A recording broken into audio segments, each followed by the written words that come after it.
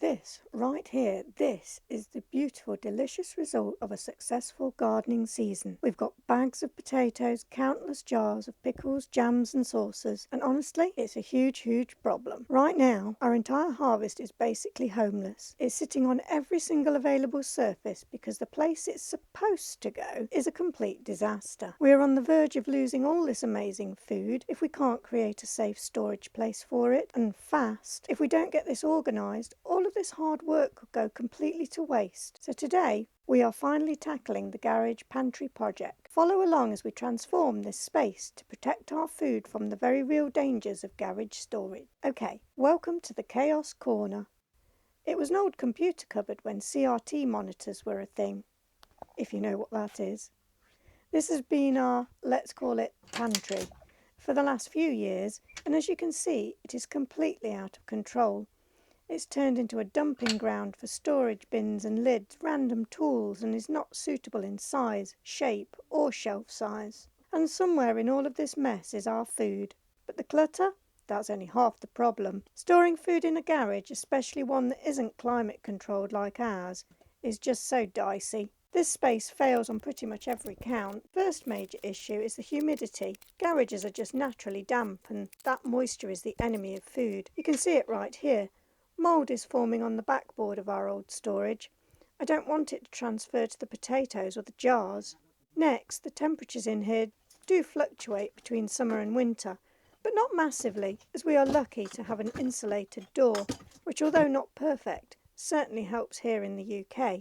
Airflow should be enough to mitigate most of the fluctuation, as we are not controlling the temperature by forced air of any kind. We are also lucky in that so far, the worst pests we've seen are wood pigs or slugs that have travelled with the food. Our storage solution is our worst enemy. The jars are stored haphazardly or worse in these wobbly baskets. I live in fear of everything crashing down, or me making a big mistake and knocking some of the jars down that will knock others off and smash onto the floor. It is unpleasant to come out here and get food. You feel that the food is as dirty as its surroundings. We're not just talking about a messy corner. Psychologically, the beautiful food is going to waste because of airflow, access, and aesthetics. We're talking about potentially losing hundreds of pounds worth of food that we spent an entire season growing and preserving because of this bad storage solution. How crazy is that? All right, enough is enough. Today we are going to take this space back and turning it into a stronghold for our food. The plan is simple, but it's going to be a ton of work. First, everything, and I mean everything, has to come out. Every last box, bag and jar. We need a completely blank slate. Second, we're going to clean this corner from top to bottom, and then the most exciting part, we're installing a brand new dedicated storage system. After a lot of research, we decided against flimsy plastic shelves, which can sag and even break under the immense weight of hundreds of glass jars.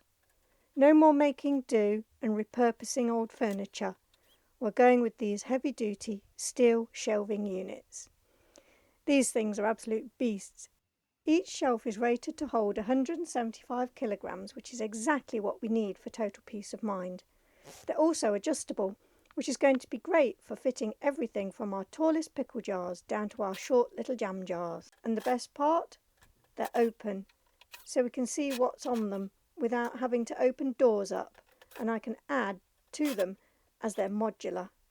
It's time to get to work. The first phase of any good organisation project is, of course, the absolute chaos of the clean-out. And let me tell you, it was even worse than I thought. We pulled everything out, and it just kept coming. We found things we had forgotten we had, and lots of junk. This part is never fun, but it's so necessary. Once the space was finally empty, it was time for a deep clean. We swept out years of dust and cobwebs and swept the concrete floor to make sure we were starting with a truly fresh space.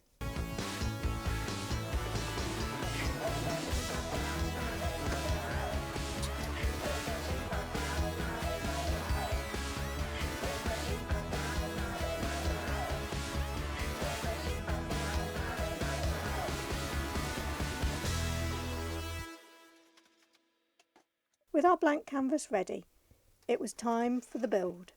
Assembling these metal shelves was surprisingly straightforward. there's a tip. Really think about your shelf spacing before you start loading them up. We measured our tallest jars and our biggest bags to make sure everything would have a dedicated home. We ended up with the taller spacing at the bottom shelves for heavy bulky potatoes and shorter spacing up at the top for standard jars. The beauty of these adjustable shelves is that if our storage needs change in the next years or so, we can just move them around. It's all about creating a system that's flexible for you.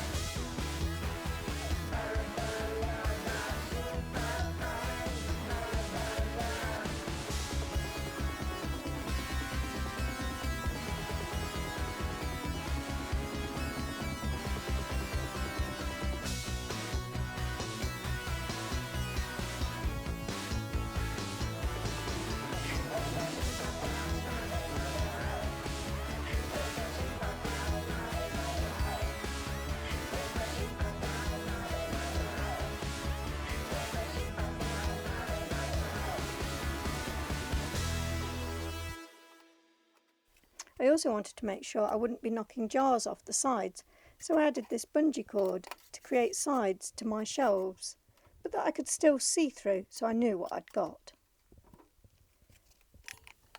Now for the most satisfying part, creating the system and putting everything back into its new home.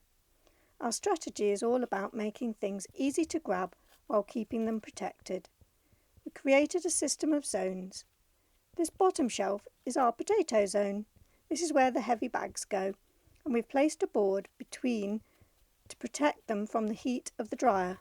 These double-lined paper bags are perfect for loose root vegetables like potatoes from the garden, but they do need to be kept off the ground. They need to be cool and airy. They came from a local greengrocer or from feed bags. They are dark in their paper bags to stop them from going green, but we have good enough airflow to keep them fresh without drying them out completely. They are easy to access too, and I will keep a basket nearby to transport what I need to the kitchen. I will consider adding bulk dry goods like rice and beans at a later date.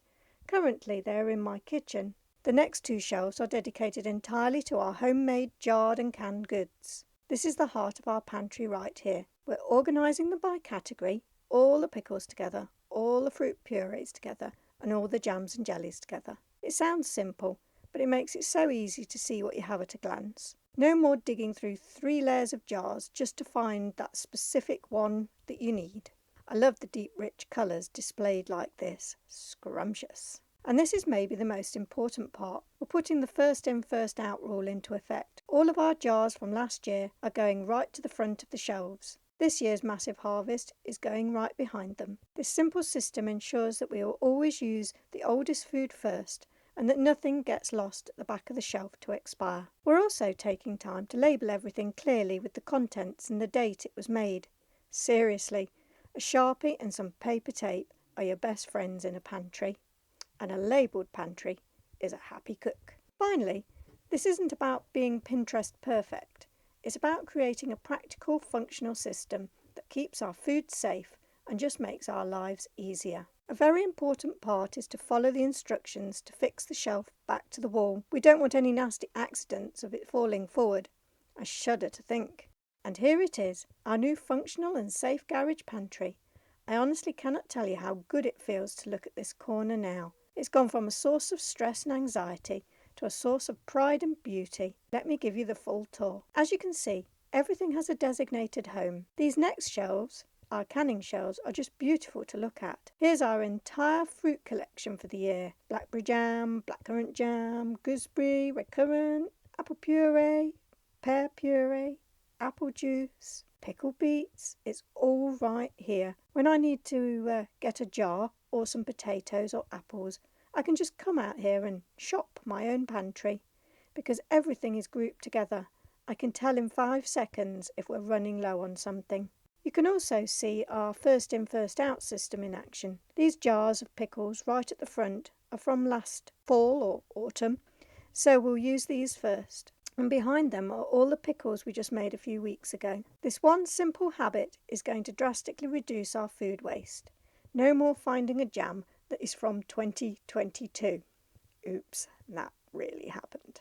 Everything is off the floor, everything is contained, and everything is organised. We even have empty space. We've left one shelf partially empty on purpose, so we have room to grow and adapt as our preserving habits change from year to year. We can also expand the shelving as we wish. The feeling of knowing that the food we worked so hard for all summer is protected from everything is just an incredible relief. And just like that, our harvest has a safe and organised home for the year. This project was a lot of physical work, no doubt, but the peace of mind it's given us is priceless. We don't have to worry about spoilage, and now we can easily see everything we have to use this winter, which means we'll be saving money at the grocery store or supermarket too. It's a total win-win. This was never just about a clean garage, because frankly it still isn't. It's about respecting the food and honouring the work that went into growing it. Just all the tool areas to tidy now. I think that is a project for another time. Thank you so much for following along with us on this big transformation. If you want to see how I preserved some of this food, you can check out my jam and preserving playlist. If you have any garage storage tips of your own, please share them in the comments. I'd really love to read them. Thanks for watching, and we'll see you in the next video, where we will continue to be a little creative.